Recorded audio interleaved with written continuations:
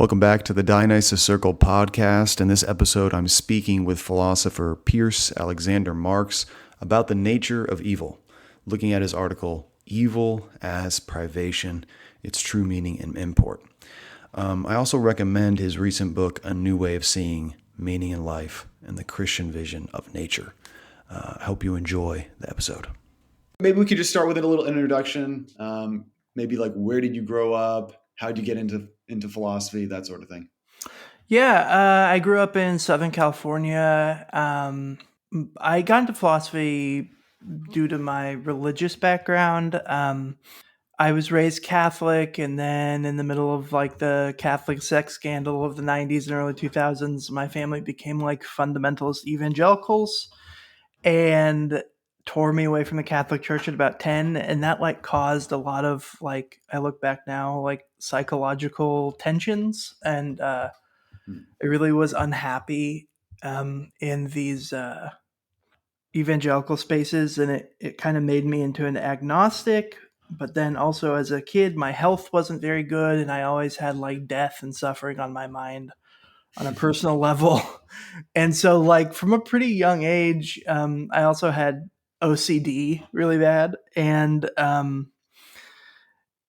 yeah, it just, from a young age, I was like really heavily invested in asking philosophical questions, but had no idea what philosophy was, and had no real understanding that there's like a thing called philosophy that you go study in college or anything. And so, from like 11 or so, I was really thinking about a lot of these different questions kind of on my own, and reading like pop level BS online in like the early days of social media. And then when I became a teenager, I learned a little bit more about theology and philosophy, because I went to a private school and they had, like some crappy but better than nothing classes in theology and like biblical studies. And yeah, I got really interested as a teenager in philosophy and just started devouring whatever I could. Had no idea, even when I entered college, that it was something that I could actually devote myself to, maybe work in, but actually go to college for. So I went to college as like a British literature major because I love poetry as well. And my professor was like, "Why are you in this department? You should be in a philosophy department." I was like, "You can do that?" And he's like, "Yeah, what? You didn't think you could do that?" I'm like, "Well, I don't know. No one ever told me I could. I'm just figuring things out." So, when I got into college, I decided to devote my entire life to philosophy. Even though at that time, everybody was basically like, "Yeah, but you'll never have a good job. So do it as like a passion." And so I did. And yeah, I've been worried, having existential crises ever since. So philosophy for me is like a very personal, spiritual and religious pursuit that kind of like is at the core of who I am. Am I right that like you feel like your interest in philosophical questions partly sparked by sort of contingencies of your life circumstance? Partly, like, you were dissatisfied with the, the change in church, that sort of thing, and like so partly there were like these dissatisfying experiences that prompted you into philosophy potentially, like. Yeah. So even before I knew what philosophy was, like just different kinds of suffering and psychological tension, cognitive dissonance produce these like sorts of questions, like about the existence of God, the reality of Jesus, purpose in life, those sorts of things. I was asking those because, I really, yeah, in these churches, I really didn't fit in, and they were feeding like a steady stream of like their way of seeing these things. So that kind of brings up the questions. But yeah, I don't know why exactly, but my whole life as a child, I basically felt like the answers that like fundamentalist Protestantism was giving wasn't really like what I wanted or felt was beautiful or good. I could not articulate it like that, obviously, as like a tween and teenager, but it really got me.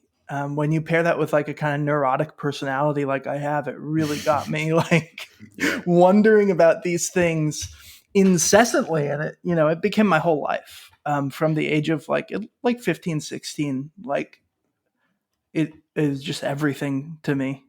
My existence was So, staked on it. I kind of wanted to ask, a little bit about like what's the topic of the book you have, A New Way of Seeing. But I'm curious, is that book dealing at all with your questioning of fundamentalist Protestant evangelicalism? Like, is that related? Are those two things related, or is this kind of separate thing? Yeah, no, absolutely. So the book is basically it's a short introduction to like genuinely historical and well-informed Christianity, which basically, i.e., Neoplatonic Christianity, because that's like there is no non-Neoplatonic Christianity in history until very recently. Um, it's a short introduction to that, and particularly how the basic teachings of like God as the being of beings, as interpenetrating all being, what omnipresence really means, that what it means to have God within you and within all things, Cool. basics of logos theology. And that comes out of, for me as a child, I had, as a young child, I grew up in kind of in the suburbs in Southern California, but in an area that was like still encroaching upon nature.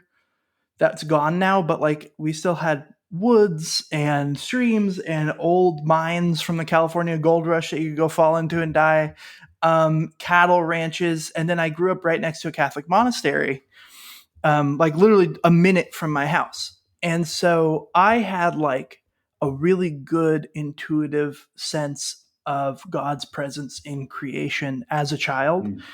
and was just filled with wonder. I would spend all my time, as much time as I could, like bird watching as a child. And then even as a teenager, like my place was always like Silverado Canyon in Southern California, which is just like this beautiful last vestige of nature in the endless sprawl of Los Angeles, in You sound like a Orange pretty cool County. kid, Pierce. Yeah, I think I was a cool kid. I think I was a cool kid, and then I became really lame because it was beat out of me, and I kind of lost that way of seeing the world, like through the eyes of wonder and love, and felt completely disconnected from Mm. God. And then it wasn't until I was older, like really, I was trying to claw that back in a way, Nice. through my studies, and then I realized that everything I believed as a child was better articulated in like this sort of traditional Neoplatonic Christianity and Neoplatonism in general. And I realized like, oh, okay, now that I kind of have the intellectual framework and foundations, like I can go back to that, to being like a child. And now I want to give other people that. I want to give like the common Christian, regardless of their denomination, the ability to like see the world in that way. And that's basically what that book is about. Yeah. Beautiful.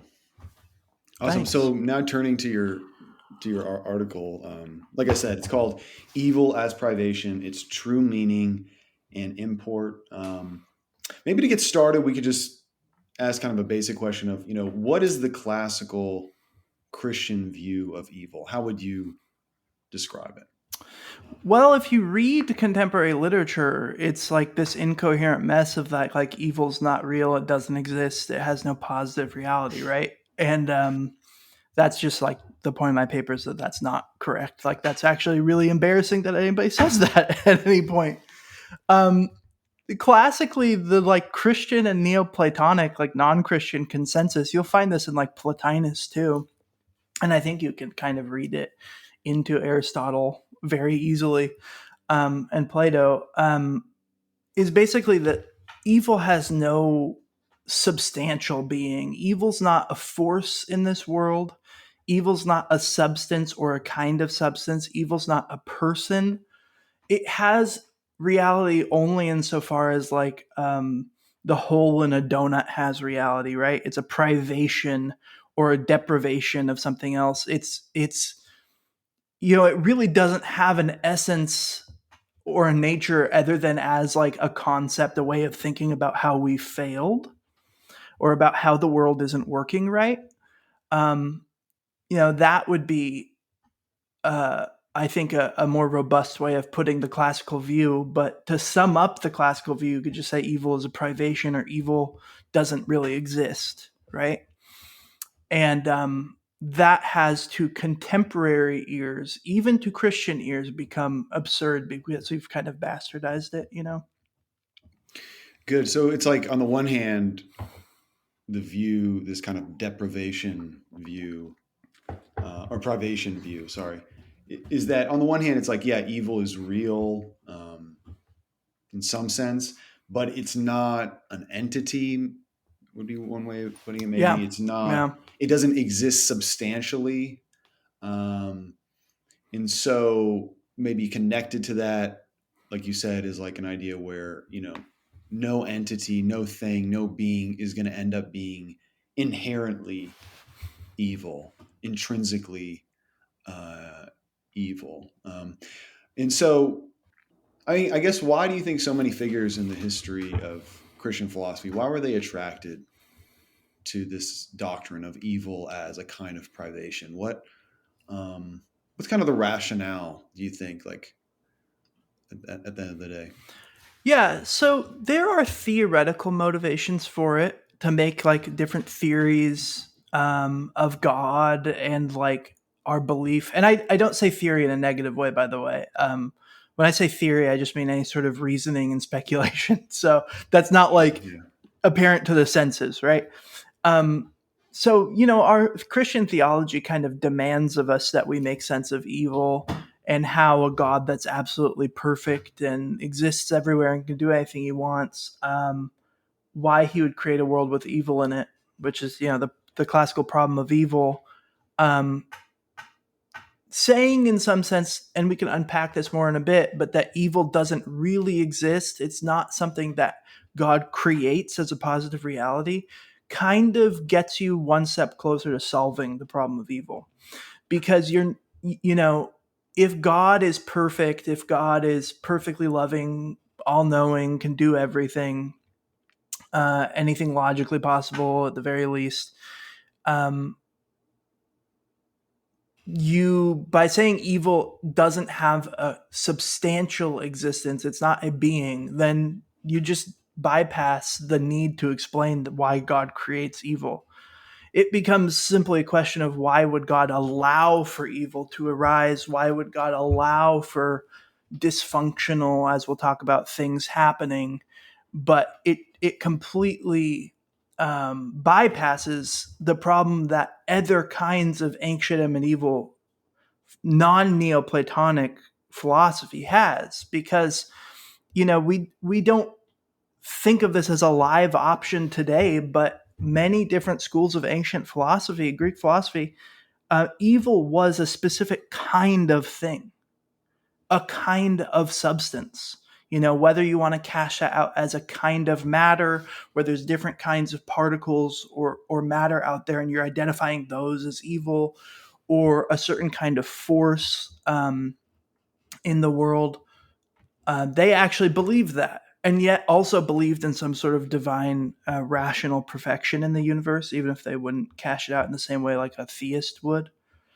And so they're faced with a problem that the Christian tradition actually has to overcome, because you know their cultural framework and context, those are live options.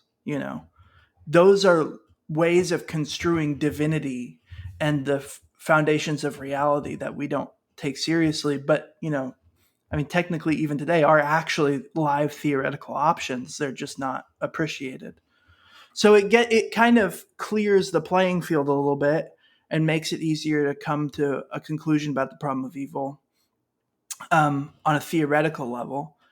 But there's also, I want to emphasize that, like, the more important part of it is that when you see with the eyes of Christ, when you are converted to a love of good and beauty, and you work to purge yourself of, you know, anthropocentric bigotry and bias towards the world, you will genuinely have moments where you begin to see the world system as incredibly beautiful and wonderful, even in its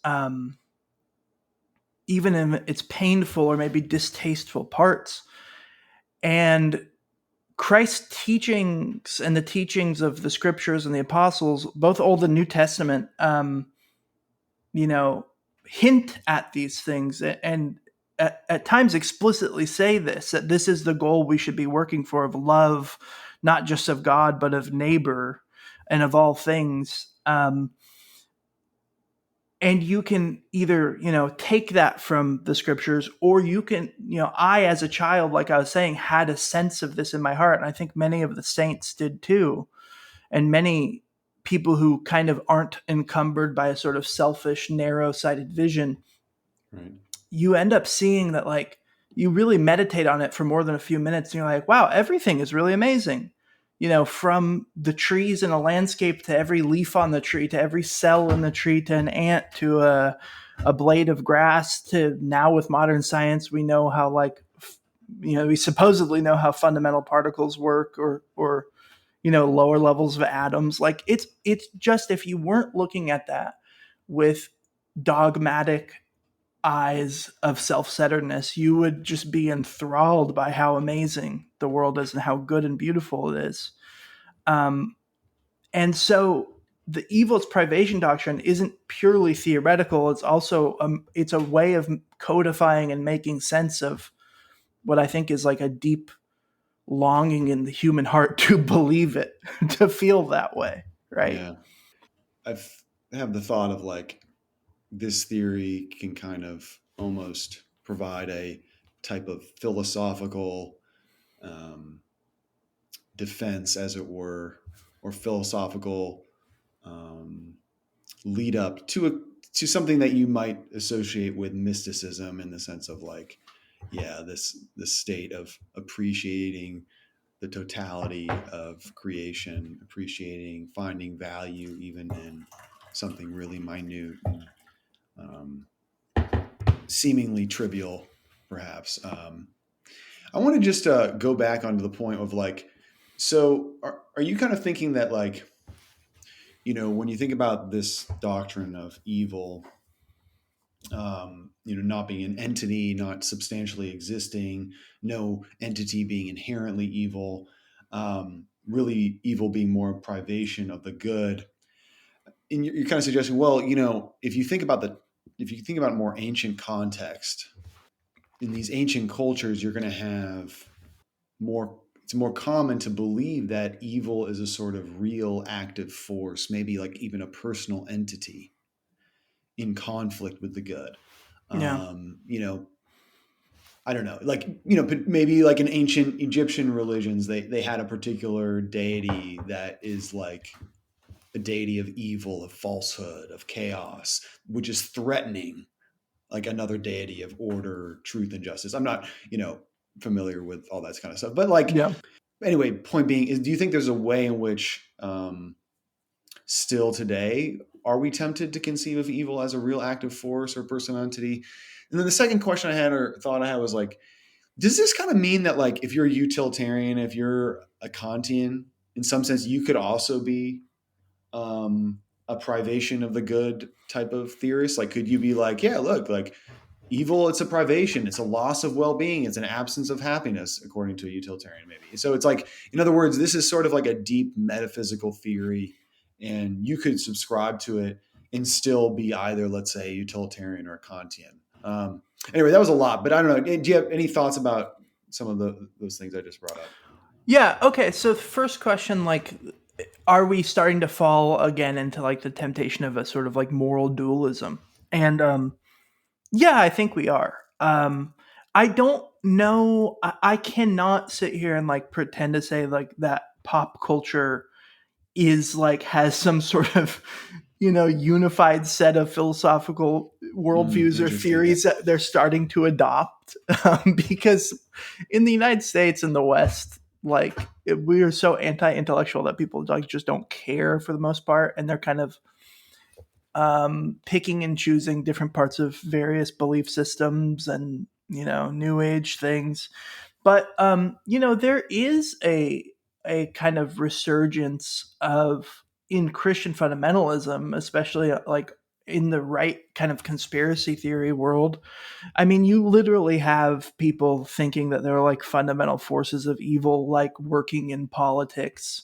Um, and I mean, I am like way too online and know way too much about QAnon, but a lot of people in those spaces like actually are metaphysical dualists. They really believe in this cosmic struggle of good versus evil, where like these demonic and satanic forces that are purely just by nature evil for some reason are fighting just for the pleasure of killing everybody or something, right? And again, I'm describing incoherent belief systems as if they're coherent, so there's not that much depth I can go into there. But so in sort of the Christian fundamentalist and like the weird synthesis of New Age and Christianity that's happened, but also in sort of like this neo-pagan revival that's happening with younger people right now, including certain forms of like theistic Satanism. They are like I have personally met people who believe essentially like a sort of pagan Gnostic synthesis, who believe that there are like a bunch of elemental spirits that they're in communion with that are like good or at least neutral. They're basically just like people without bodies and they're powerful. But that there are actual evil deities like the Christian God who are trying to suppress, true knowledge of these spiritual realities. I can't point to any actual concrete work about this. Right. But I encounter this a lot with people I know and have had long conversations with. So yeah, I think within Christianity and outside of Christianity, like there is a reemergence of dualism. It's not coherent. It's not very, you know, philosophically deep, but it's there. It's important to think about, what are, thought trends, intellectual trends that are, permeating more or less our society, and thinking about what they are, even if they're, not yet at the level of, rigorous philosophical discussion or theorizing. It's still obviously important to think about.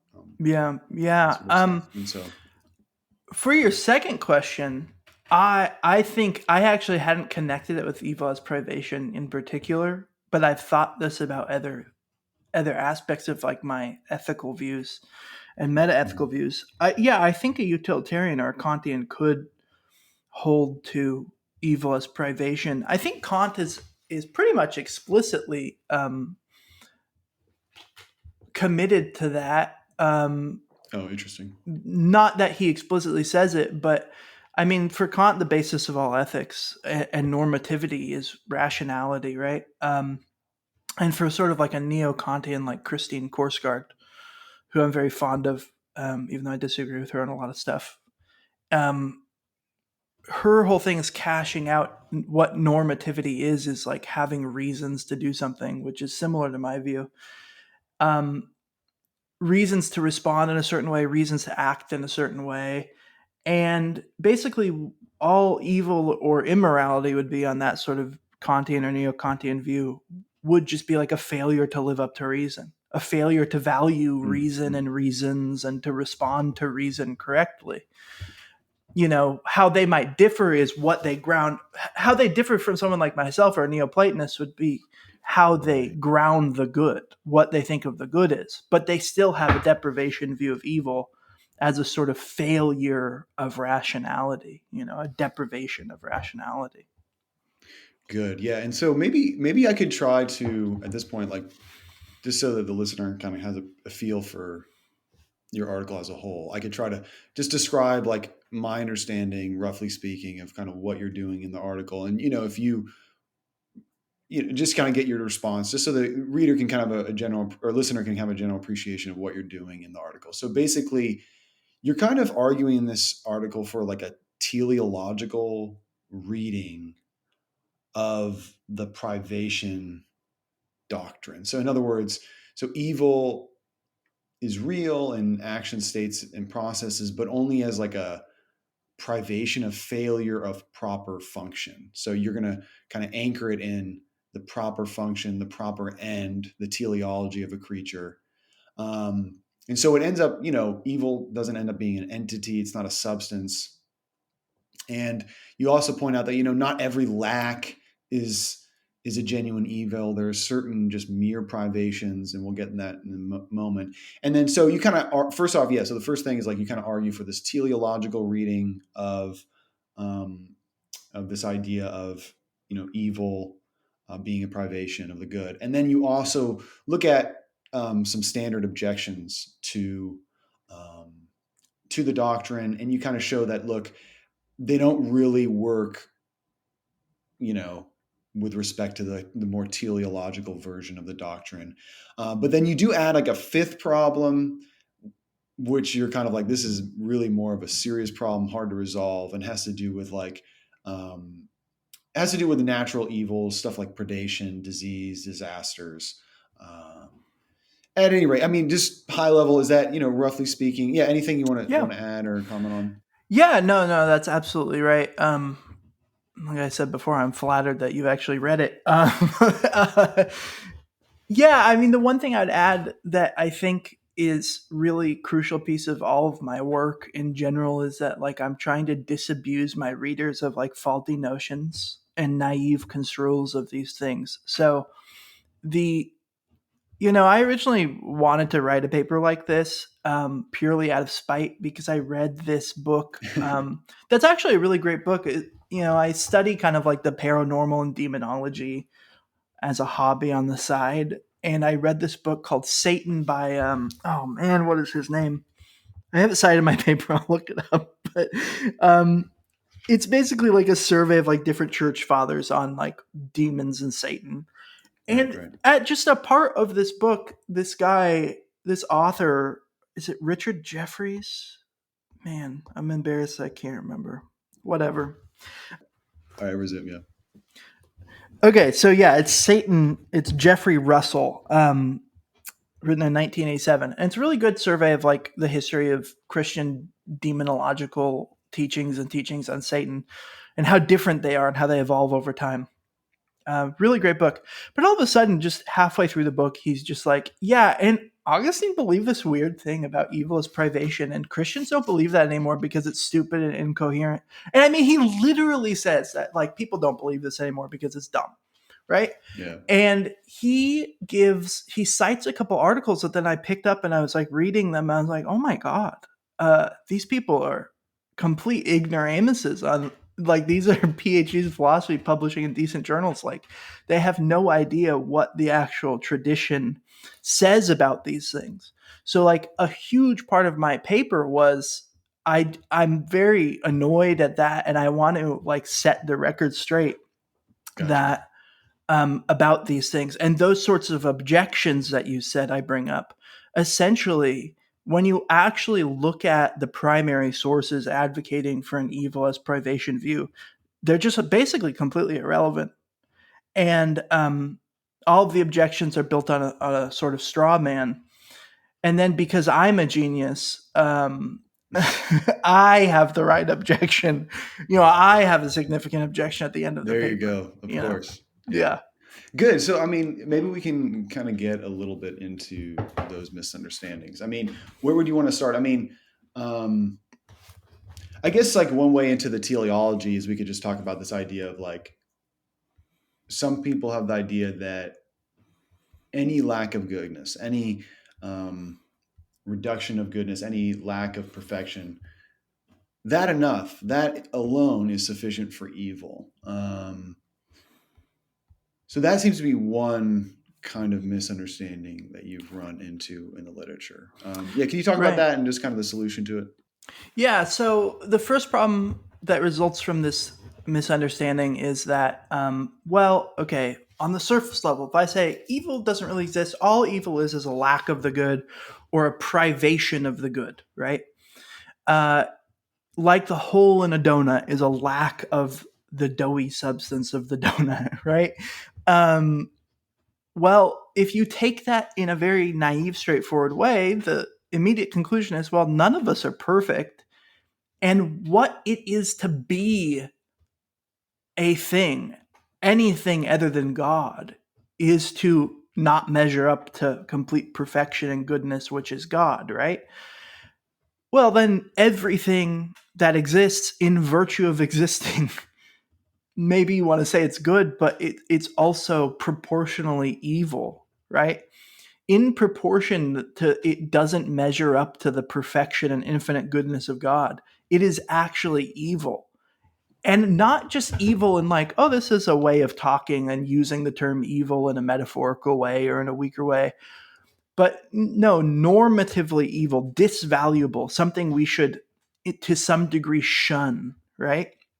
So if Like a you genuine flaw is something a genuine flaw, that deserves to be negatively evaluated, shunned, disliked, something yes, that yeah, ideally we would prevent. These are some of the things you mentioned for what a true evil is going to be something like that, something that yes, really yeah, deserves to be negatively evaluated. And so basically, you're saying, look, if any lack, if any kind of deprivation, any privation um, of the good were to be evil, then I guess that beautiful tree behind you would be kind of evil because it can't solve, it can't do any algebra. yeah, right, exactly, We're yeah, we're kind of evil because we don't have we're not omnipresent like God. yeah, Anyway, so it's like just our nature would be kind of evil simply in virtue of it being limited, there yeah, being limitations to what we can do. The tree is limited in that the tree cannot solve math problems. We're limited in that we can't be everywhere at one time, stuff like that. That yeah. basically, right? Yes, yeah, yeah, exactly. And I mean, it's especially problematic for a genuine theist, right? Because, like, how a classical theist conceives of what it is for something to exist is that it is, God is the being of everything. He's fundamental reality. He's infinite being. And what a particular creature is a limitation opposed upon the infinity of God's being. It's a way of delimiting and making finite what is infinite. And so, in the very definition, if that's how you conceive of existence, which is like the classical, all the way through the Renaissance until like 200 years ago, how people thought about that stuff, um, the what it is to be would actually just necessarily involve genuine evil. And some people, especially some sorts of Thomists, give it an analysis of like, well, it's not actually evil. It's an analogical way of talking and using the term evil, which fine, but then it's not really evil in a genuine sense, right? But people like Leibniz actually seem to believe this was a necessary consequence of evil as privation, that anything with a limit, anything that's not God, is actually evil, negatively valuable, worthy of some sort of scorn, um, and that's just Interesting. Yeah, the fact that Leibniz yeah, believes it makes me think it might be right, but it doesn't sound right. yeah. It definitely, I love Leibniz. I think Leibniz holds the key to like solving a lot of our theoretical problems and metaphysics in the current moment.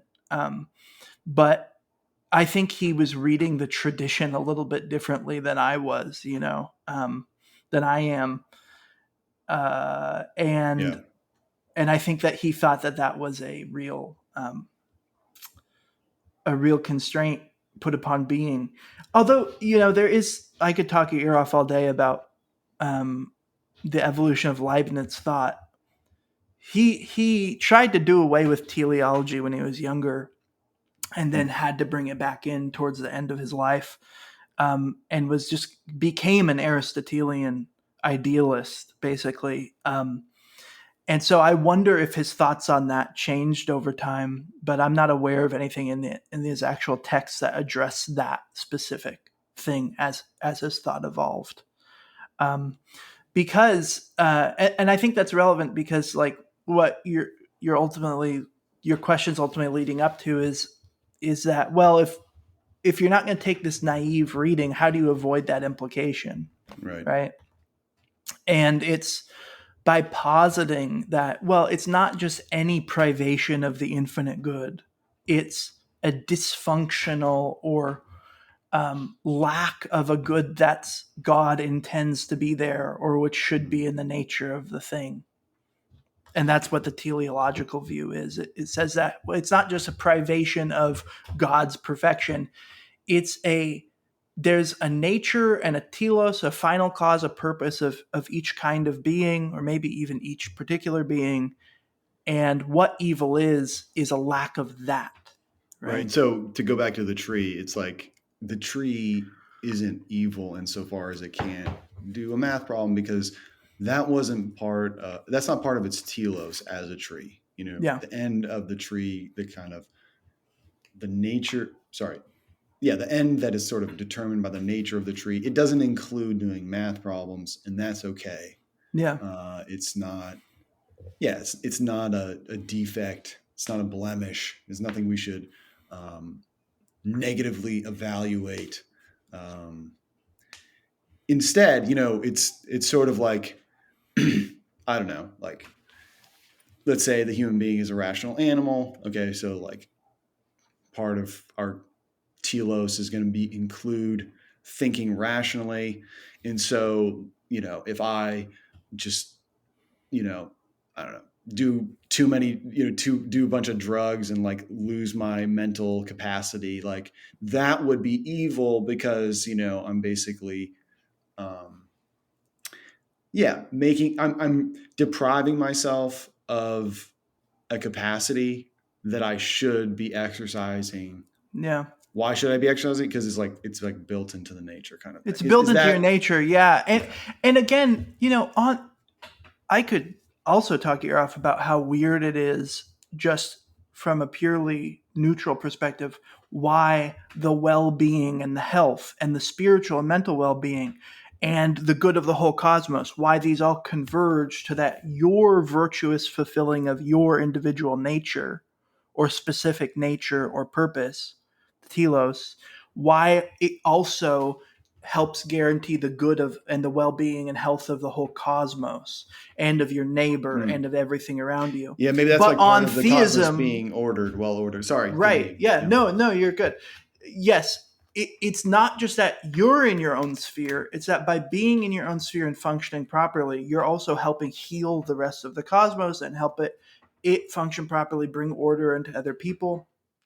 And, from a purely just from like the eyes of a naturalist or like someone who's just like a total soft skeptic where you're like, you don't know what you believe, you're open. It's like, well, why would that be true? Why would your individual virtue have these rippling downstream effects?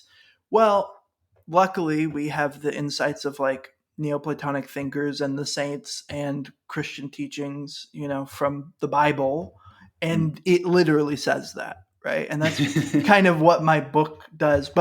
And there is ways to argue and build up from the bottom up to get there. It's just complicated. But yeah, your fulfilling your individual telos, what evil is a disharmony in you that also creates a disharmony in the entirety of the cosmos and can, invite chaos into things, So it's not just like some deontological, this is right just because.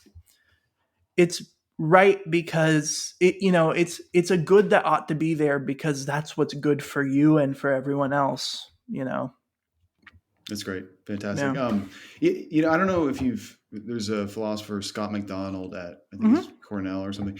Yeah. And I don't know, he kind of has this interesting thing about what we're, reading the history of philosophy. He talks about like, there's a couple ideas about the relationship between being and goodness. And, he talks about there being a participation approach where, you know, the goodness of an entity is really sort of relational in the sense that you achieve goodness as something is good insofar as it participates in something else. So whether that's the good or God, um, it's really goodness through participation. And then he talks about, and then there's another approach where it's sort of like, well, actually, the good of an entity is kind of intrinsic in that a being is good by attaining the end or goal, which is characteristic of a being of that kind of nature. So the Yeah. end or goal that's going to be characteristic of a human being, of something of that kind of nature, let's say it has to do with rational activity or something like that. But at any rate, what's interesting is that like in one case, it's sort of like, it seems like um, the good is sort of relational by participating in something else like God or the good. And then in the nature approach, the good is sort of intrinsic insofar that you're good by attaining the end of your particular being. But what's interesting about this is that, and I kind of feel like you would probably subscribe to this, is my impression, is that you can unite the two approaches. And so McDonald talks about, like, for example, in Aquinas, and I think, Dionysius, the Areopagite, probably too. There's a way of unifying the participation approach and the nature approach, where it's like, you, by attaining the end or goal characteristic of your kind of being, also participate, or that is your mode of participation in this external being. But anyway, I just wanted to kind of float that, see if you have any thoughts about that. I mean, my impression is like you would also subscribe to that kind of unifying of the participation and nature approach.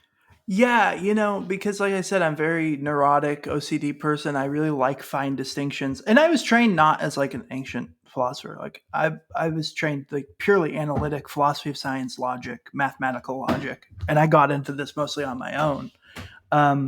But so I really love dividing things up. And I can divide up several senses of goodness being, so for instance, I talked about you have goodness as a participation in the good. Well, that really puzzled me when I was younger and didn't have kind of the background in ancient medieval philosophy I do now, because I'm like, well, but then the goodness is external to whatever is good, right? And there's certain passages in Augustine, for instance, where he says that like you shouldn't love creatures for their own sake. You should love them because their relationship to God. And when you read it straightforwardly like that, it sounds like, well, nothing's really good. They're all just kind of parasites and parasitically taking the good from the good, right? Borrowing it. But then you also are like, well, but it's also good. Things are good in themselves. So how do you unify those two? And then there's also the sense of like, you read Aristotle, it's like, well, being a good horse is what's good for the horse and fulfilling its nature. So how do you unify that there's a good transcending all individual particular goods that they participate in, and in virtue of which they are good, with fulfilling your nature purpose, with fulfilling your actual physical well-being and growth trajectory to get health, with then everybody's always been a consequentialist in some way, caring for things outside yourself and trying to maximize the good in the world. How it then also has this external kind of consequential thing. How do you unify all of these things? Well, Great question. From our modern perspective, you can't, because they're all completely different things. But Aristotle had no problem with this. Because he says, the nature of a thing and its telos, its final cause, are one. Its form or figure is identical to its nature in a sense, even though they're two different concepts. And its participation in the good is its nature and form. And so you have, when you get into, I could talk for a couple hours about how on like an Aristotelian metaphysics, you can make sense of this. And it's also the sort of thing Plotinus would accept. But it's because all of those metaphysical realities of well-being, the good, and participation in the good, the well-being of the cosmos, the universe is put together in a way that it truly counts as one cosmic whole. And the health of it and its parts, what it is for that thing to flourish, is to participate in the divine. And so you have all these, these are all different conceptual ways of cutting up a fundamental reality that is in some sense one of, the convertibility of being and goodness and beauty and truth and health and well-being and happiness and pleasure, and Yeah. all in God. That's fantastic. I mean, I guess maybe at this point we could kind of shift, like, because what you just said makes me think about the whole issue of like different kinds of evil and like the whole issue of certain things seeming evil, but maybe not being evil.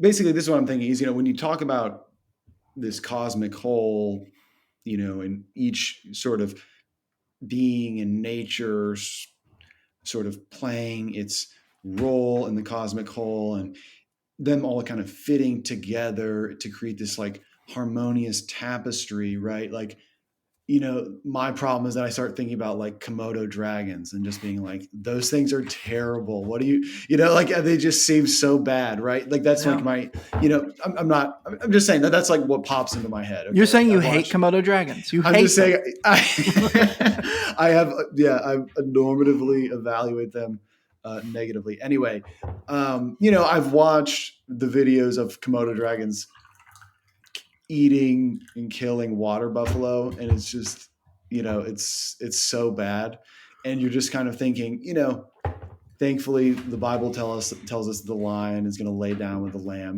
This is not going to go on forever, and so it's like there's a part of me that wants to be like, look, like there seems to be parts of creation that look like it's just bad by nature, like the nature is messed up of a Komodo dragon. Like, I'm sorry to be, singling the Komodo dragon out, and I'm sure they're going to cancel you. Big luckily coming for you. Exactly. They don't make up the audience of this. So that's good. I'm being so mean to them. Yeah. Anyway, can you just want to talk about that? Like, some people are just going to be like, oh, what? Like, some natures, aren't they just kind of messed up? Like, doesn't the Komodo dragon, its predatory nature, the way it kills water buffalo and such, like, isn't it just kind of evil or something? So yeah. Okay, so given everything I've said, I think the correct reading, and when I say I think, I'm being humble. I'm correct in saying this because, I could literally point to explicit passages in Aquinas that have the teleological view. And it's pretty much consensus among people who have studied this, right? Right. On the teleological view that Aquinas and many of the other Neoplatonic Christian tradition have, they say that evil consists in a failure to live up to your telos, right? To your final cause, to your nature. Well, the consequence of that seems to be, well, a snake or Komodo dragon, what that thing is an organism that's bred for war, right? It's bred for, it's created in some sense to kill and not just kill and consume, but like rip. Like a Komodo dragon is like poison with a disgusting bacteria in your mouth with a bite. Right. Let the animal waste away from that, follow it for miles, and then rip it to shreds while it's still kind of alive. Exactly. A snake is like, and I personally have snakes. You can actually see I have a snake bite in my hand right now because my vicious snake bit me last night. But a snake is like a crazy thing if you think about it. Like, it takes a rat or a mouse or something and strangles it to death brutally with its whole body and then swallows it, sometimes semi-alive, many times dead. Right. But it's brutal. And when you think of the teleological arguments, like, well, those things are living up to their nature, right? If you think that God intended the evolutionary process to result in a snake, and that snakes have a specific nature, well, the snake doing all these brutal things that we normally are revolted by and disassociate with God, with the divine, who is perfect love, harmony, peace, tranquility, supposedly. Well, then it seems like the teleological view just like would say, well, you're wrong for doing that. And you have to choose, well, do I preserve my conception of what God wills, of that, like, he ultimately, like scripture says, the lion will lay down with the lamb, there'll be no more predation. Do I go with that and basically abandon the teleological view?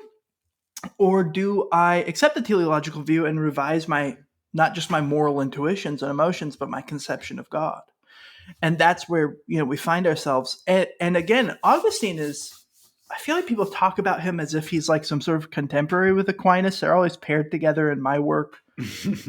But, and they're paired together in a lot of people I talk about, and talk with. But he's a really early Christian writer, right? He grappled with this explicitly, and he came to the conclusion that basically most evils are illusory, natural evils like this. So he chose the side of, he accepts the teleological evil as privation. The snake being brutal, the Komodo dragon being brutal, that's not really evil. That's actually a beautiful, good thing. Yeah. And he just says it's human bias, that it's a sort of anthropocentric bias that we have against these things, and we need to have our conception of God integrate that. God is not a God of like perfect, what you might consider Platonic harmony of perfect proportionality and sterility. God is a God of organic living beings, which have this Platonic harmony and beauty. I mean, no one that understands even the basics of modern biology could look at an organism and not go like, it's an amazing, nearly infinite harmony of parts and proportion. But it's not in a sort of, if you're going to talk in like an Augustinian way, it's not in the sense of, what a human might prefer and think of as white robes, divine in heaven. So we're faced with that sort of choice on the teleological views. Like, it's a significant thing. Yeah. Although, I mean, when I'm watching these Komodo dragon videos and like, people in the comments, humans in the comments are like, man, I love this Komodo dragon.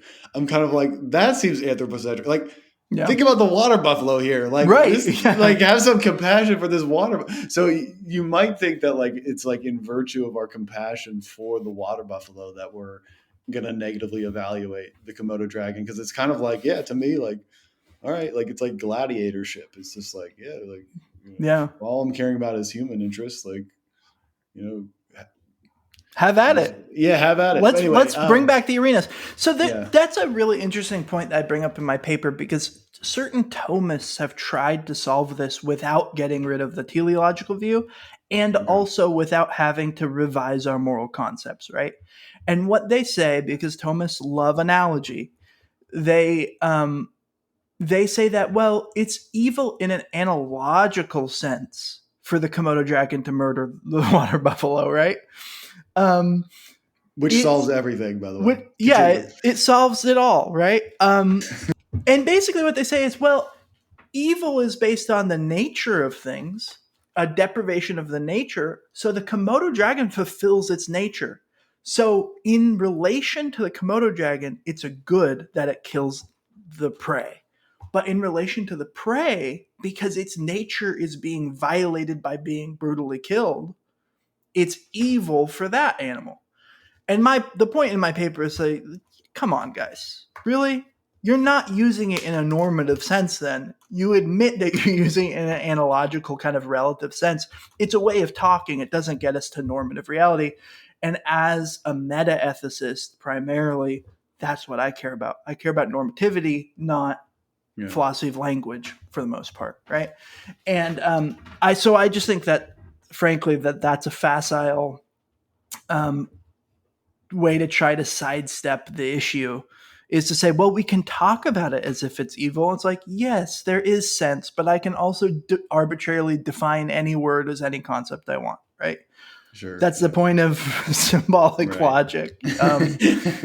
You know, And I mean, so I kind of want to bring up, another worry related to the teleological theory in a second. I'm also kind of thinking about like our time, because I think we've only talked about one problem. Yeah. So I don't know, like maybe what we could do is like, you can kind of like, or maybe I could like try to quickly like mention the three of them, and then we could talk about the fifth problem, which is like kind of the more significant. And we might actually be already touching on the fifth. Yeah, this is the fifth problem. Okay. Yeah, so we're touching on it. Okay, so we'll kind of circle back to that then. I mean, the only thing I was thinking is like, one issue I have with the teleological one is like, if it's saying necessarily if something is evil, then it's going to be a deviation from something's nature.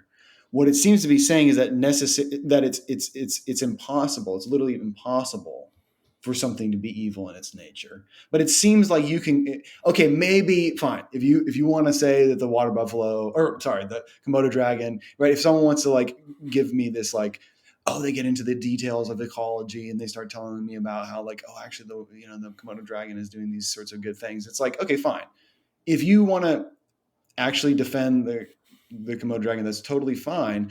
But can't I conceive of a nature that is evil essentially?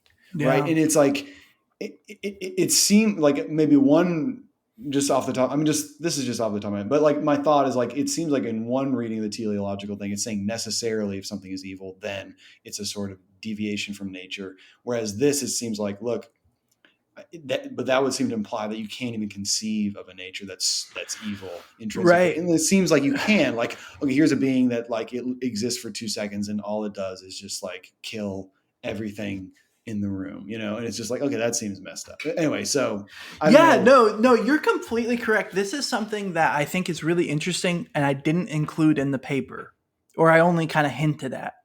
But the teleological view assumes that any nature, at least any God-created nature, is inherently good and beautiful, and that it's worthy of being pursued.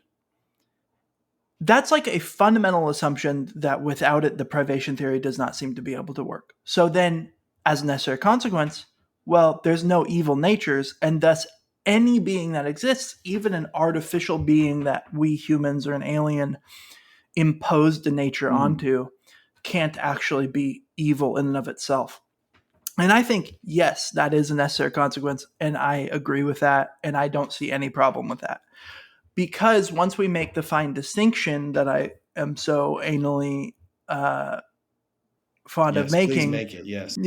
Is that there are intrinsic and extrinsic, or inherent and consequential ways of talking about evil. And, you have to be really clear on what you're asking. Is it actually, per our intuitions, problematic to say that inherently no nature can even possibly be evil? I think we don't actually have a problem with that, because like what you just said is, isn't it possible to bring about a thing that all it does in its short life and existence is just like cause chaos and suffering? Well, that seems to be an consequential, instrumental evil. It's not its inherent makeup and an act of existing that's actually evil. It's what it does to put things in disharmony. And so we can say that it is evil in the sense of, one, it probably should have never existed. But that's different from saying, given that it exists, its act of existence is evil in and of itself. The thing itself is disvaluable, because there's plenty of really good things that probably shouldn't exist. I have 2 dogs. I fully am convinced that they should have never been born, because they exist as a result of like very abusive breeding practices because Americans love dogs and just let them mate however, and it results in like so much animal suffering and euthanasia at these shelters. So ideally, it's an evil thing that my dogs exist, but it's not, they are not evil, right? So what we're predicating evil of, we have to be really careful of the fact of their existence, the state of them existing and its consequences, or the being itself, the nature embodied itself. And it might, that might even be, unless you're a fatalist, it might even be true about people. There's certain people in this world that cause basically in their life 99% suffering and are just agents of evil and chaos. But I would still say that someone like that is inherently good. It's just a shame that they're so screwed up, Right. And so we have to really finally divide predicating evil of the act of being, predicating evil of the fact of being, and predicating evil for its kind of external or consequential features, right? Yeah. And those are three different things. And I think that's actually, to toot my own horn, I think that's actually fairly novel in this approach. Like, I haven't found that in the literature, even though it seems obvious to me because I'm an OCD insane person that like just makes spreadsheets of these divisions, right? Yeah, that's beautiful.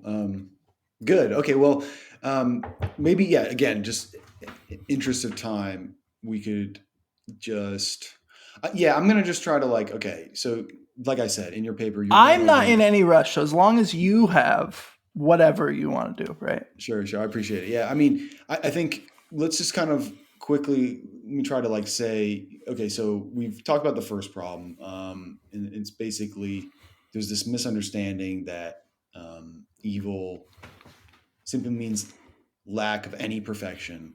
And so then the idea would be it's sufficient to be evil just to lack any perfection. And we kind of corrected that with the teleological conception.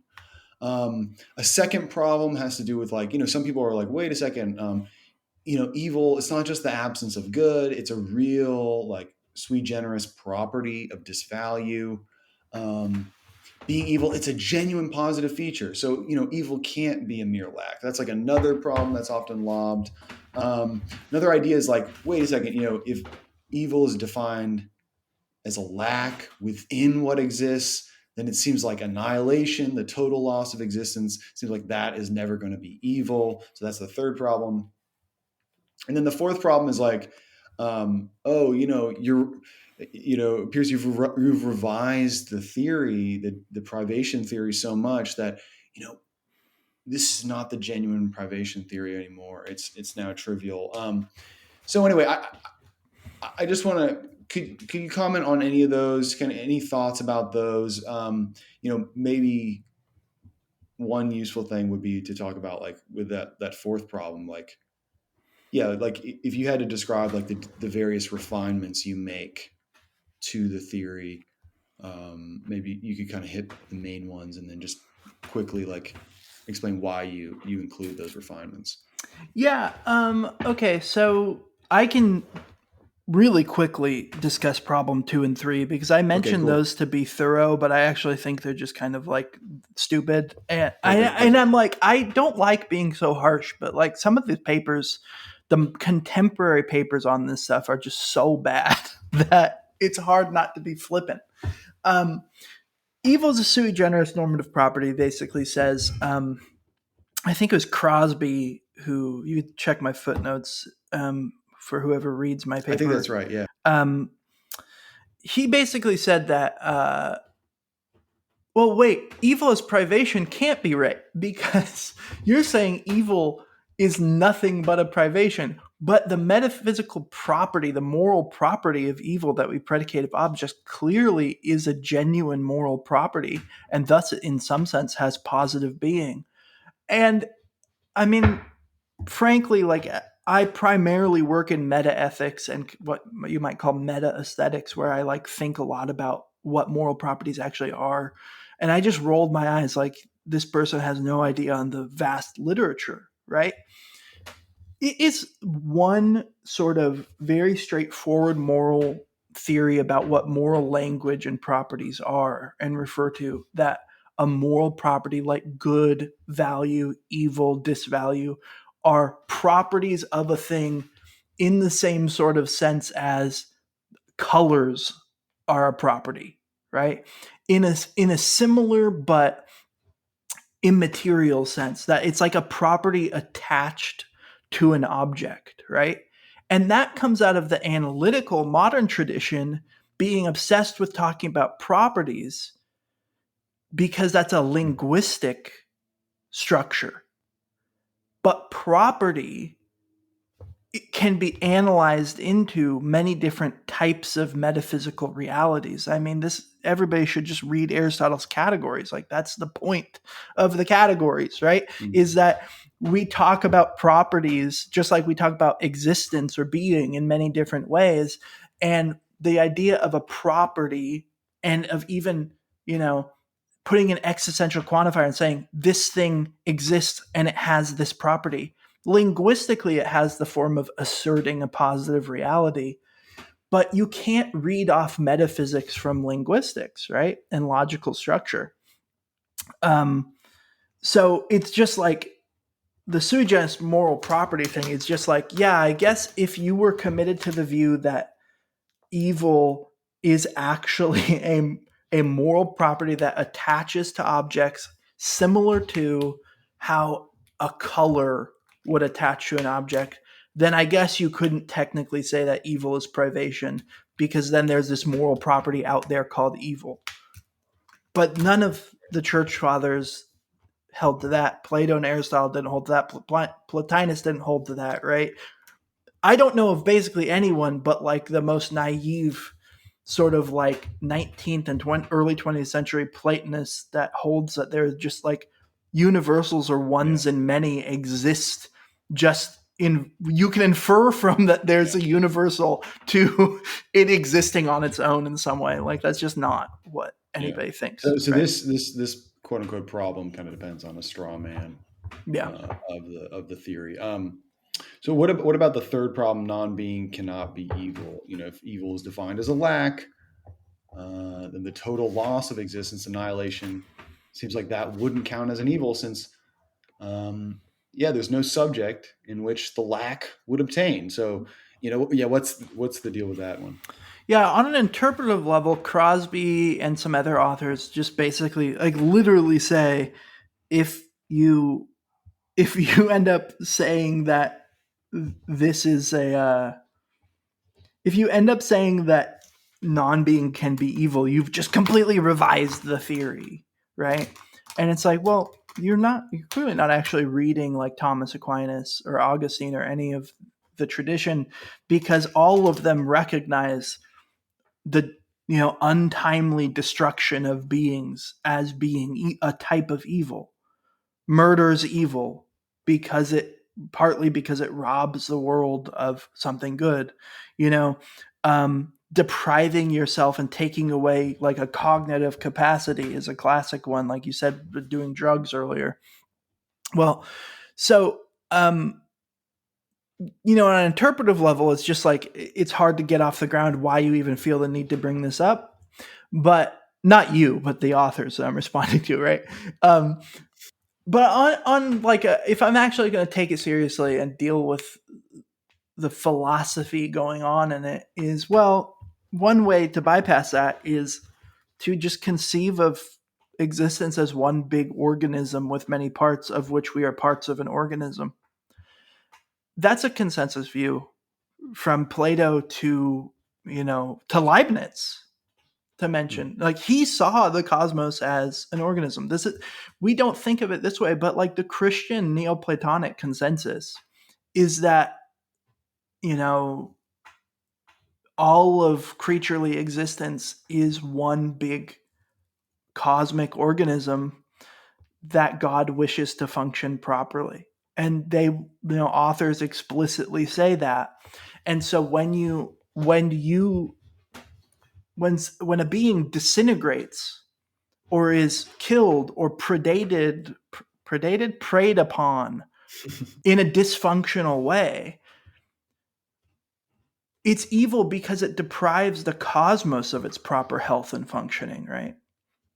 And that's Yeah. that's the consensus view. And I give a lot of citations of it, but I can list off the top of my head: Pseudo-Dionysius, Maximus the Confessor, Saint Isaac the Syrian, Thomas Aquinas, Saint Augustine, Aristotle, Yeah. Plato explicitly says it. So it's a Plotinus explicitly, deviation from the cosmos's telos, right? essentially, the Yeah, notion. yeah. Okay. And maybe you could also make sense of it in the analogical sense we were talking about earlier of like, well, it's bad for the individual nature. Although I just don't think that works for various reasons. But yeah, so there's ways of responding to it.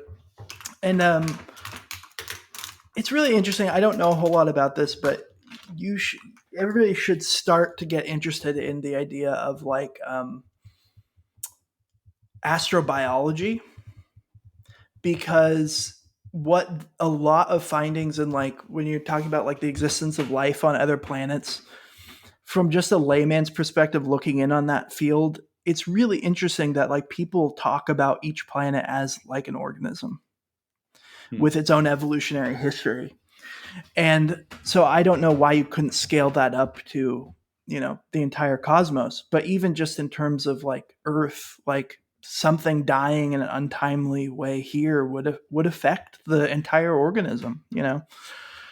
Um we just don't have the perspective or vantage point to see how it does that. Yeah. Interesting. So Good. problem 3 solved. Check it Yes. off, right? All I right. mean, if you want to be a Neoplatonist like we are, I guess. Yeah. Yeah. Yeah, we're safe. Well, what about maybe I don't know. Can we skip 4? Maybe I like to kind of close things out. We can kind Sure. of just Yeah. I think touch we on could skip 4 5. Yeah, I mean, so because we've been talking about 4 is like, well, with the refinements I've made and the nuances, isn't it all just trivial? And I think everything we've talked about here shows it's like, how is this trivial? How right, can right. you talk about trivialities in this way for this long and talk about the ethical and like emotional consequences like we did at the beginning of the show? Yeah, So yeah. No, it's really cool. Like what you talk about in this section of the paper, just in terms of like kind of the subtle or not so subtle, whatever, but various ramifications, various upshots of holding to this view.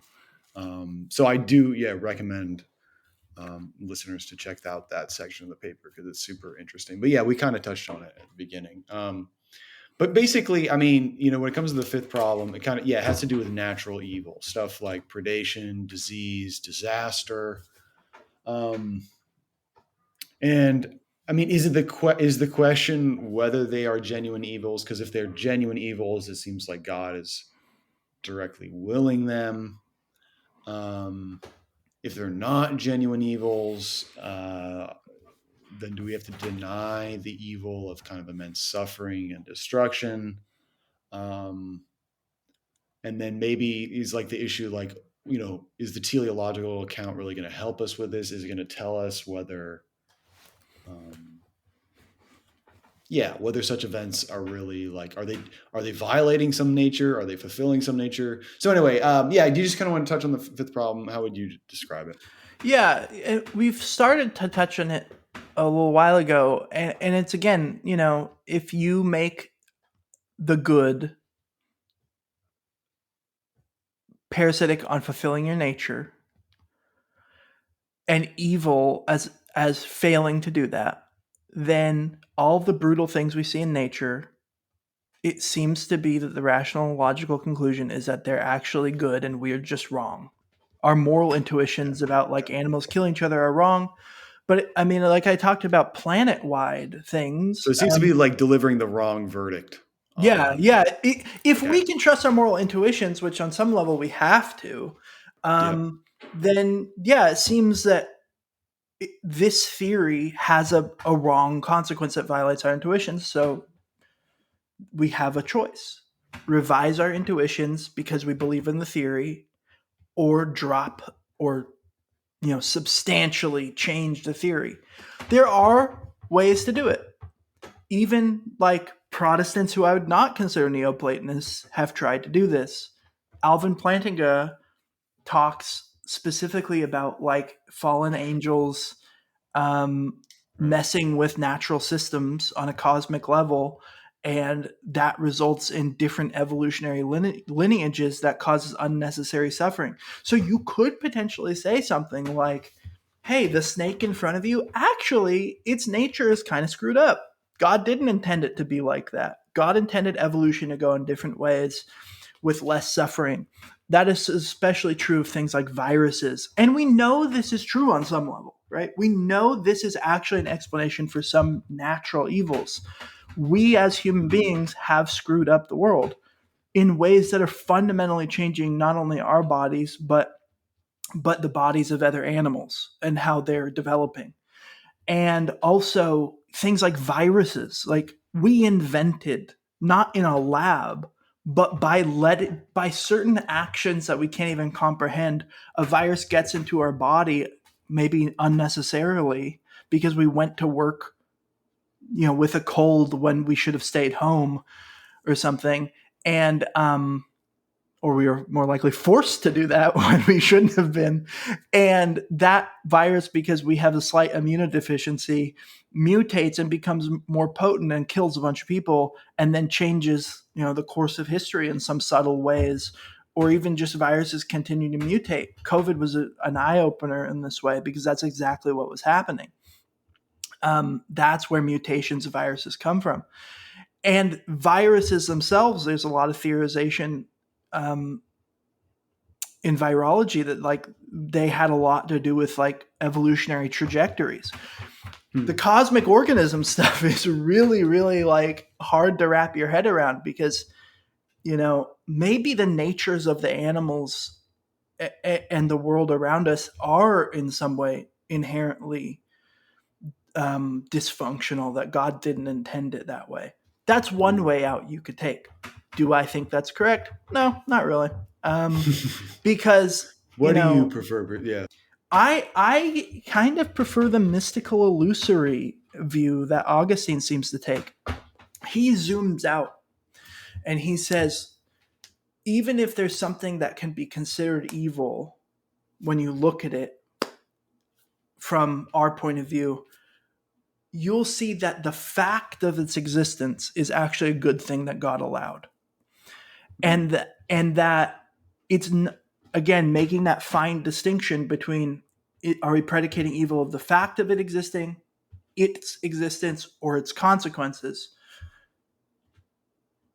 When we are unified with God, we will see that everything was for the best, and that doesn't just mean that it, consequences were true evil. God created true evils to bring about the greater good in the end. What Augustine seems to be saying is that what we take to be evils, if we had a better perspective, we would endorse them existing. We would say they're not really evils, they're goods. And that's a really hard pill to swallow. But I don't necessarily think you can get that to cohere with scripture, which I can talk about in a second. But that's kind of where I lean. I lean that we just really don't understand God and want to make him like we think God is Thomas Kincaid, which, the painter of light who paints these really kitschy, pleasant scenes. But God is actually, God is a weird thing, a very beautiful and wondrous but weird thing. And that's kind of the view I take. And I think God is not Thomas Kincaid. Yeah, right. And that's not what beauty is either. Like David Lynch talked about, like the beauty of a wound on your hand. The beauty and one consequence is like you have to believe that pain is itself actually a good thing. And that's a very controversial stance, but like I actually have gotten myself to believe that. Like I think suffering and pain are separable, and pain is a good thing. Like I take this, I hope that this very broad kind of mystical vision will one day be validated when I am hopefully unified with God. That's my preference. And I think part of that comes from like, I have predators as pets and I love them it's sad, but I love my snakes a little bit more than I love my dogs. I don't know why. Like I love these animals, and I love even being bit by them and seeing their power and kind of like their brutality. Like it's an amazing thing. And it also breaks my heart at the same time. Like when I feed them their dead rat that's in my freezer, like I get really sad looking at the rat, but at the same time I have a genuine sense of, yeah, this is right. Like this is good. And I think that maybe my solution is that these things are goods that are temporary, that it would be better for God to proliferate as many beings, even if their natures involve a certain brutality, that God, as infinitely creative and infinitely charitable and giving his being and beauty to us, proliferates as many creatures as he can, gives them an allotted time to be themselves, and then maybe even for some of the animals, resurrects them into a new state in a new eon, right? A new age, Yeah. a resurrected age where the lion will lay down with the lamb and there'll be no more death and suffering. But that doesn't mean that the period of death and suffering was bad to exist, right? Or that these things were genuine evils. And on the point of like the scriptures, if you read the scriptures straightforwardly, they just contradict themselves. And it's sort of, I don't mean that they contradict themselves in a bad way. I think it's very good that they do. You know, some passages in scripture say that death is an evil thing and a result of sin. There are other passages in scripture that flat out deny that death is an evil thing and what's evil is spiritual death. There are some passages in scripture that say that the lion will lay down with the lamb, and then there's other passages in scripture that say God gives the food to the hungry lions. Well, what does that mean? It means that God is literally giving, these innocent animals to be torn apart by the mouths of predators. And scripture says that he's ordained that. Certain of our saints don't agree on this either. Like Athanasius and Pseudo-Dionysius straight up say that the natural order around us is not fallen, and we are the ones that fell. And to the extent that there's dysfunction in nature, it's because of us, right? It's because of interference, but the animal natures like that aren't themselves evil. But they also believe, especially Pseudo-Dionysius, that there will be an age without these things, So I don't know if that makes sense, but that's my view. Although I don't think I'll ever in this life be comfortable with it, because I still do cry when I see, and my freezer has like 90 dead rats in it right now for my snakes. And every time I thaw one out, I'm like, this is so sad. But then I'm like, this is also so great. Yeah, I think generally speaking, when it comes to theodicy, you want to push evils into the illusory category as much as you can, because then it's not something we have to figure out why God is responsible for it. Instead it's more of a misperception, a misunderstanding.